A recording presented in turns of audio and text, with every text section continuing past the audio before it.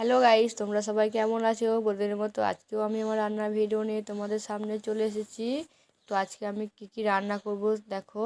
প্রথমে আমি রান্না করব বলতে ভাজবো পেঁপে। তো পেঁপেটা ভাজার জন্য আগে পেঁপেটাকে ভালো করে কেটে ধুয়ে একদম লবণ হলুদ দিয়ে সেদ্ধ করে নিলাম, চিনি দিলাম, তার উপর সেদ্ধ করে নিলাম।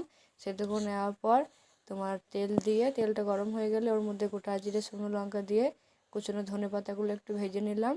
ধনেপাতাগুলো ভেজে নেওয়ার পর পেঁপেগুলো দিয়ে দিলাম। পেঁপের মধ্যে লবণ, হলুদ, চিনি দেওয়া আছে, তার জন্য আলাদা করে কিছু দিচ্ছি না।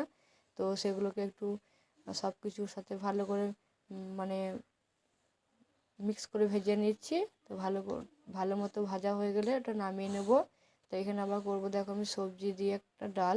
তো সেটা করার জন্য এখানে তোমার তেলের উপর ফোড়ন দেওয়ার পর আদা রসুনটা ভেজে নিলাম, টমেটোগুলো একটু ভেজে নিলাম। টমেটো গন্ধ চলে গেলে ওর মধ্যে আমি দিয়ে দিলাম মশলাটা তেল ছেড়ে দিলে মশলায় তেল ছেড়ে দিয়েছে, ওর উপর দিয়ে দিলাম একটু আমি হলুদটা একটু ভেজে নিলাম। তারপর দিয়ে দিলাম তোমার সবজিগুলো সব কিছু দিয়ে তোমার সবজি দিয়েছি তোমার আলু, কাঁটা বেগুন, টমেটো আর পেঁয়াজ কলি আর মুসুর ডাল সবকে দিয়ে আর কি অল্প পরিমাণ মূলোটা দিয়েছি, খুব বেশি দিইনি গো।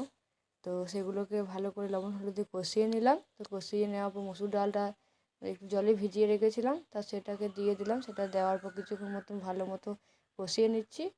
তো কষানো হয়ে গেছে প্রায় দেখো।